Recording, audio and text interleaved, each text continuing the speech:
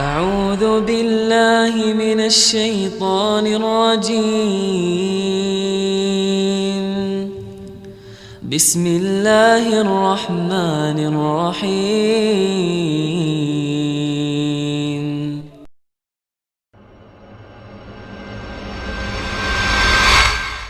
Ada apa dengan bulan Dzulhijjah? Ahibati fillah.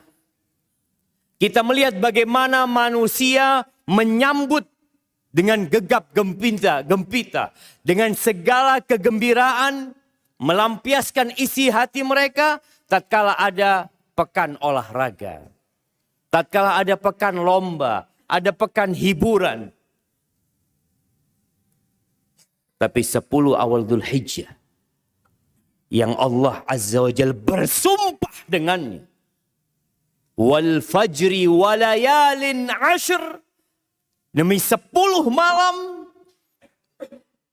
kok sepertinya kita tidak melihat ada persiapan untuk menyambutnya. Bulan Ramadan, Masya Allah, kita dapat melihat di mana-mana diadakan kajian dalam rangka tarhib Ramadan. Bahkan televisi pun, media-media, iklan-iklan menampakkan kita akan masuk bulan Ramadan. Walaupun sebagian mereka memanfaatkan Ramadan hanya untuk bisnis dan dagangan mereka. Tapi mereka mengiklankan, bentar lagi akan ada Ramadan.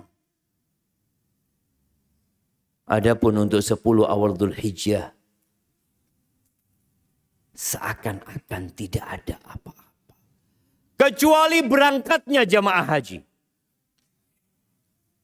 Atau seperti tadi diumumkan akan adanya penyembelihan hewan kurban.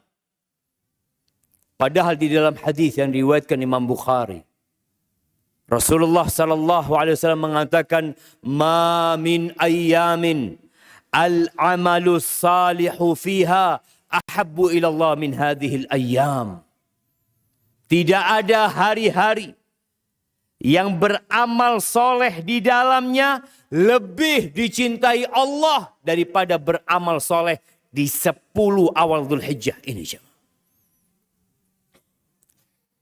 Dari 360 hari, ternyata 10 hari awal Dzulhijjah ini sangat istimewa. Kita perlu mengenalkannya kepada masyarakat, menyampaikan hadis ini, memasangnya di jalanan, agar masyarakat tahu, yang kita tahu mayoritas penduduk Indonesia adalah Muslim, bahwa ada hari-hari yang sangat mulia, bahkan tidak tertandingi dengan beramal soleh di hari-hari lainnya. Ketika Rasulullah SAW mengatakan, "Ma min ayyamin", tidak ada hari-hari yang beramal soleh di dalamnya lebih baik daripada beramal soleh dalam 10 awal Dzulhijjah. Para sahabat mengatakan, "Ya Rasulullah, walal jihad fi sabilillah." Jihad di jalan Allah, berperang di jalan Allah yang penuh dengan pengorbanan dan perjuangan, itu tidak dapat menandingi beramal soleh di 10 awal Dzulhijjah. Walal jihad fi sabilillah. Kenapa para sahabat membandingkan dengan jihad? Karena tatkala ada seorang sahabat bertanya kepada Nabi SAW, "Dullani ala amalin afdal minal jihad, au ya'dilul jihad." Ya Rasulullah, tunjukkan kepada aku amalan yang setara dengan jihad,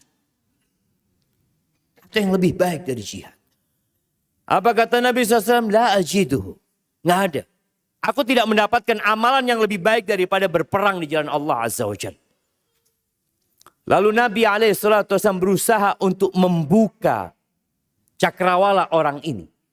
Apakah engkau bisa apabila seorang mujahid keluar dari rumahnya berangkat berjihad, lalu engkau masuk ke tempat sholatmu, engkau sholat terus tidak berhenti, dan engkau berpuasa terus tidak berbuka sampai mujahid ini pulang kampung? Kata sahabat ini, ya tentunya nggak mampu. Seperti itu. Bagaimana pahala yang besar?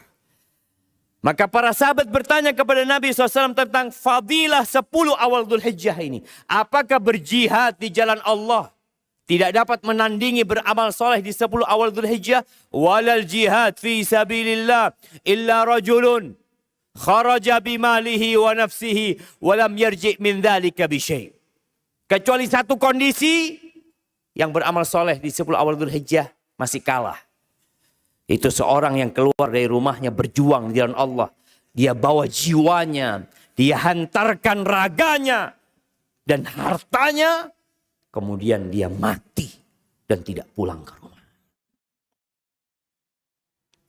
Maka ahibati fillah, yang kemarin sibuk mencari Lailatul Qadar, maka seharusnya engkau juga sibuk mencari fadilah 10 awal Dzulhijjah ini. Di situ ada hari Arafah, di mana kita tahu puasa Arafah menghapuskan dosa tahun lalu dan yang akan datang. Allahu Akbar jemaah. Kebanyakan amalan-amalan itu hanya menghapuskan dosa yang tahun lalu, yang sebelumnya. Tapi di 10 awal Dzulhijjah itu ada harapan dihapuskan dosa tahun selanjutnya. Kemudian di situ ada wukuf jamaah haji di Arafah. Bagaimana Allah Azza wa Jalla membanggakan hamba-hambanya di hadapan malaikat-malaikat. Karena sejatinya malaikat, tatkala Allah hendak menciptakan manusia, mereka sempat mempertanyakan makhluk yang hendak Allah ciptakan. Mereka mengatakan, ataj'alu fiha man yufsidu fiha wa yasfikud dima. Ya Allah, apakah engkau hendak menciptakan di bumi ini makhluk yang kelak akan membuat kerusakan di muka bumi, akan menumpahkan darah, wa nahnu nusabbihu bihamdika wa nuqaddisu lak. Sedangkan kami sudah bertasbih, memuji, mensucikan engkau. Apa kata Allah? Inni a'lamu ma la ta'lamun. Aku tahu apa yang kalian tidak ketahui. Maka di hari Arafah, Allah berbangga dengan hamba-hambanya. Menunjukkan kepada malaikat-malaikat. Yang kalian dulu pernah tanya, apakah makhluk yang akan diciptakan membuat kerusakan di muka bumi? Lihat itu hamba-hambaku. Ja'u syu'than ghubran. Dia datang dari berbagai penjuru dunia. Dalam kondisi kusut, kusam. Mereka tidak membuat kerusakan di muka bumi ini. Allah membanggakan hamba-hambanya. Dan itu di hari Arafah. Apa persiapan kita untuk menghadapi 10 awal Dzulhijjah ini? Yang berangkat haji, alhamdulillah. Tapi kita yang di sini, yang tidak merasakan padang Arafah, tidak merasakan tarwiyah di Mina, tidak merasakan bagaimana tawaf di rumah Allah Azza wa Jal. Yang kita tahu fadilah haji al-hajjul mabrur, laisa lahu jaza illa al-jannah. Nggak ada balasan yang pantas buat orang yang hajinya mabrur kecuali surga Allah Azza wa Jal. Orang yang hajinya mabrur, raja kayaum waladathu ummu. Dia pulang seperti baru dilahirkan oleh ibundanya. Maka kita harus mempersiapkan diri bersaing dengan para jemaah haji. Yang pertama, kita perlu bertaubat kepada Allah Azza wa Jalla. Ramadan membersihkan dosa kita. Tapi setelah Ramadan, Syawal, kita mulai banyak lupa. Bahkan dosa-dosa mulai kita kerjakan dan dianggap biasa. Perbaiki dan perbaharui tobatmu kepada Allah Azza wa Jalla. Tubu ilallahi jami'an ayyuhal mu'minun. Bertobat. Tobat itu yang dapat membersihkan hati kita. Kenapa dimulai dengan tobat? Orang-orang yang tidak bisa sholat malam. Orang-orang yang masih telat datang sholat Jumat. Orang-orang yang sulit untuk sholat sunnah. Boleh jadi hal itu disebabkan dosa-dosa yang dia lakukan. Maka terkadang kita nggak bisa baca Quran. Kenapa Anda nggak hatam Quran Anda? Sedangkan fulan bisa hatam. Kenapa Anda nggak bisa sholat malam? Sedangkan fulan bisa sholat malam. Anda bisa naik sepeda 10 kilometer. 20 kilometer, 50 kilometer. Tapi kenapa Anda nggak bisa sholat malam yang hanya 11 rakaat? Kenapa? Dosa. Kata Nabi SAW, "Idza adnabal 'abd nukita fi qalbihi nukta sauda. Ketika seorang hamba berbuat dosa, akan ada nokta hitam di hati. Fa idza taba wastaghfar suqila qalbuh. Di sini tatkala dia beristighfar, dia bertobat, dibersihkan hatinya. Tapi sebagian kita bukan bertobat, bukan beristighfar. Besok dia tambah dosa lagi. Besoknya tambah dosa lagi. Kita belum lama meninggalkan Ramadan. Coba kita bermuhasabah. Berapa banyak dosa yang kita kerjakan setelah Ramadan. Maka untuk menghadapi 10 awal Dzulhijjah. Agar kita mampu berlomba-lomba di dalamnya. Beristighfar, bertobat kepada Allah Azza wa Jalla. Yang kedua, tinggalkan kemaksiatan. Bertobat dari yang lalu, mempersiapkan diri untuk menjauhi perbuatan dosa. Berbuat dosa di bulan-bulan haram itu berbeda dengan berbuat dosa di bulan yang lain. Maka hendaklah kita mempersiapkan diri dengan menjauhi tempat-tempat, waktu-waktu yang membuat kita berbuat dosa lagi di sana. Yang ketiga, niat yang kuat. Kalau kita benar-benar mau apa? Mau berlomba-lomba di 10 awal Dzulhijjah. Orang yang niat mau beli mobil, maka dia akan nabung. Orang yang niat mau beli tanah, dia akan datang, dia akan tanya berapa harga tanahnya. Dia akan saling menawar mungkin untuk mendapatkan harga terbaik. Karena dia niat, Anda mau beli. Kalau antum niat, Allah akan mudahkan. Allah Azza wa Jalla mengatakan walladzina jahadu fina lanahdiyannahum subulana. Orang-orang yang benar-benar bersungguh-sungguh mencari keridhaan kami akan tunjukkan jalan-jalan itu. Maka pasang niat. Persiapkan perencanaan yang matang. Kita mau ngapain saja di 10 awal Dzulhijjah. Setelah kita mengatakan selamat tinggal kepada dosa-dosa kita. Sholat sunnahnya ditambah. Sholat malamnya yang kemarin di bulan Ramadan. Kita sholat 11 rakaat. Sebagian sholat 23 rakaat. Kita hidupkan lagi sholat malam itu jamaah. Sholat duha. Sodakohnya ditambah. Semua amal soleh yang bisa kita lakukan. Kerjakan di 10 awal Dzulhijjah. Kenapa? Allah sedang membuka pintunya lebar-lebar untuk kita mendapatkan pahala sebanyak-banyaknya. Waktunya hanya 10 hari. Ahibati fillah.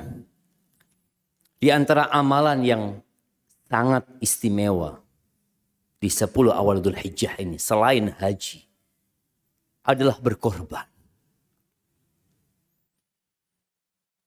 Semua yang ada pada diri kita adalah pemberian Allah Azza wa Jalla.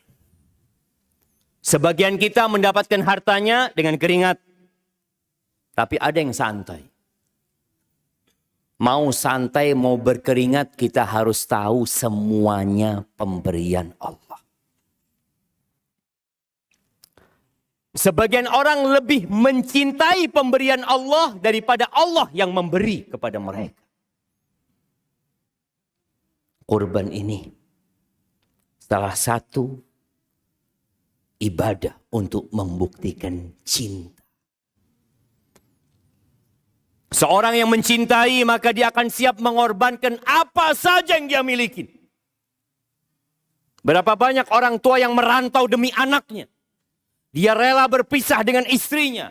Dia rela meninggalkan segala kenikmatannya karena dia cinta sama anaknya. Dia ingin anaknya kuliah. Dia ingin anaknya jadi orang sukses. Maka dia berkorban. Meninggalkan kenikmatan dia. Dan sekarang, maukah kita berkorban? Menyembelih anak-anak kita. Tidak ada. Tapi Allah Azza wa Jalla menguji Nabi Ibrahim. Untuk membuktikan cintanya kepada Allah Azza wa Jalla. Dengan diperintahkan menyembelih putranya. Nabi Ibrahim sampai umur 86 tahun gak punya anak. Setelah umur 86 tahun punya anak pertama. Yang beliau terus berdoa, Rabbi habli minas salihin. Rabbi habli minas soleh, dikasih sama Allah anak yang soleh. Ketika anak itu lahir, nggak boleh Nabi Ibrahim lama-lama melihat anak. Anak dan istrinya diletakkan di Mekah sana. Beliau ada di Palestina sana. Setelah anaknya remaja, Nabi Ibrahim datang ke Mekah untuk melihat kondisi keluarganya. Tapi ternyata masih harus ada pembuktian lainnya kepada Allah Azza wa Jalla atas cinta Nabi Ibrahim kepadanya. Maka Nabi Ibrahim berkata kepada anaknya, "Ya bunayya inni ara fil manam anni azbahuk." Wahai ananda, aku bermimpi dan dalam mimpiku aku menyembelihmu. Apa kata Ismail? Ya abati fa'al ma tu'mar. Satajiduni insyaallah minas sabirin. Bayangkan kalau antum disuruh mengorbankan anak antum. Nabi Ibrahim berangkat bersama Ismail. Ismail mengatakan, laksanakan perintah Tuhanmu kepadamu ya ayahku. Engkau insya Allah mendapati aku termasuk orang-orang yang sabar. Nabi Ibrahim mengambil pisau itu jemaah. Diletakkan Ismail. Dan pisau itu ditaruh di lehernya. Bukan pura-pura Nabi Ibrahim menyembelih. Tapi benar-benar diletakkan di lehernya. Tapi ternyata pisau itu tidak bisa memotong leher Ismail. Allah gantikan dengan kambing. Qad saddaqta ru'ya. Sudah cukup. Engkau sudah membenarkan mimpimu. Maka ahibati fillah. Yang punya kelebihan harta. Yang mungkin berpikir untuk merenovasi rumahnya. Mungkin berpikir untuk mengupgrade handphonenya. Memperbaharui motornya. Sebelum kau melakukan itu semua. Berkorbanlah untuk Allah Azza wa Jalla. Allah mengatakan. Fasalli li rabbika wanhar. Sembelih. Kita alhamdulillah udah sholat. Apa yang kau mampu sembelih, engkau sembelih. Domba. Iya nggak mahal jamaah. Yang mungkin berumur 6 bulan sudah boleh dipotong. Kambing yang umur setahun. Sapi. Yang jelas Allah tidak menerima daging dan darahnya. La yanalallah luhumuha wala dima'uha. Dagingnya itu gak sampai kepada Allah. Darahnya juga gak sampai kepada Allah. Terus apa yang sampai kepada Allah? Walakin yanaluhu taqwa minkum. Kembali kepada wasiat pertama. Yang sampai kepada Allah ketakwaan kalian. Ketakwaan kalian. Nabi Ibrahim tidak jadi menyembelih Ismail. Ismail tidak mati. Yang sampai kepada Allah ketakwaan Nabi Ibrahim. Maka kita yang hendak berkorban, ingat. Jaga niat. Yang sampai kepada Allah bukan besarnya dombamu. Beratnya sapimu. Tapi kebenaran takwamu kepada Allah Azza wa Jalla. أعوذ بالله من الشيطان الرجيم بسم الله الرحمن الرحيم